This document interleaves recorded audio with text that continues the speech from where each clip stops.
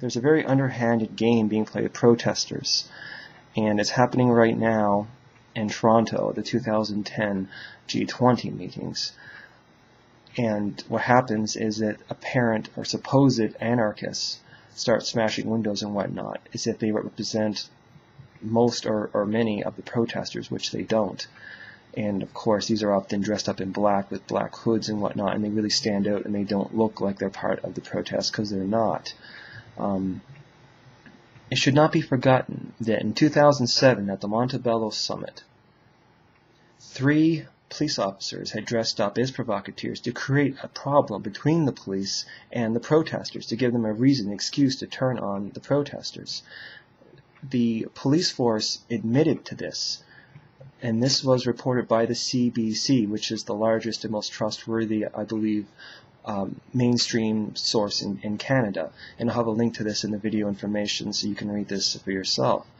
And people were demanding that this not repeat itself during the 2010 G20, and apparently it is. Now, I'm not saying that these provocateurs are police officers. I don't know who they are, and I don't know who they're working for, but they're obviously serving the same purpose. The police officers do not go after these hooded men.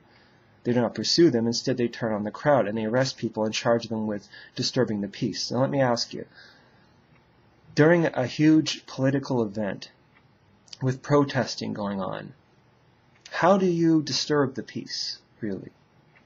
You would have to make a hell of a lot of noise, wouldn't you? That is, I mean, disturbing the peace is a BS charge, to begin with. It's just because they want to arrest you because they don't like you or you're annoying, and so they say, oh, you're disturbing the peace. But during a protest like this, it is incredibly ridiculous. But anyway, so yes, whatever excuse or reason they can come up with, they charge these protesters, these innocent protesters. And of course, they don't touch the provocateurs because they're doing their job to create this problem, to give the excuse to turn on the protesters. So it's the same BS yet again. There's even a video, you can take a look at it, where it's incredibly phony. The cars, by the way, and again I have a link for this as well, the police cars were left or abandoned by the police, apparently for no particularly good reason, and along come some troublemakers and provocateurs, and they do stuff to the cars and set them on fire. And then of course when the mainstream media comes in, they show that it looks really bad, and they're going to hype it up like, this is really, really terrible what's going on here in Toronto right now and everything. And well, it's all just so obvious, that they left those cars and then they're damaged. I mean, this is not new, and these sorts of tactics have been used for years. This is not new to us. It's just that it's worse under Stephen Harper, just as like in the States. Since Obama has become president, it's become worse than when Bush was president even. So things are getting worse, but it's not entirely new, but it is escalating. Right now, the protests in Toronto are being directed to the Trinity Bellwoods Park, and I have a link for that as well, where they will be quite isolated and kept out of the way. The protesters should not be going along with this. Having a designated protest area, no. You have the right to protest in any public area, especially during a major political event where protesting is going to be expected.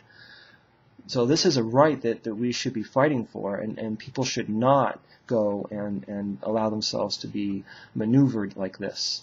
This is a game of chess, and whoever is strategizing these sorts of protests should be thinking a little bit more ahead of this. You should not be allowing your group to be maneuvered like this by the police as well. I would, if I was in charge or involved in organizing a large protest or a group of protesters, I would have a number of tough guy volunteers who would be willing to place these provocateurs under citizen's arrest. I would have people with cameras beside them to record it, to justify it, and place the provocateurs under arrest. If they turn out to be police officers, oh well, even better. So there is a game of chess. There is a move back. that would leave them scratching their heads. People have a right to protest, and I hope that they continue to do so and to stand up for their rights. And I strongly recommend not allowing protesters of your group to be maneuvered like this to a certain designated area. Protest in public where you have the right. And again, I strongly recommend placing these provocateurs under citizen's arrest and see how the police respond to that.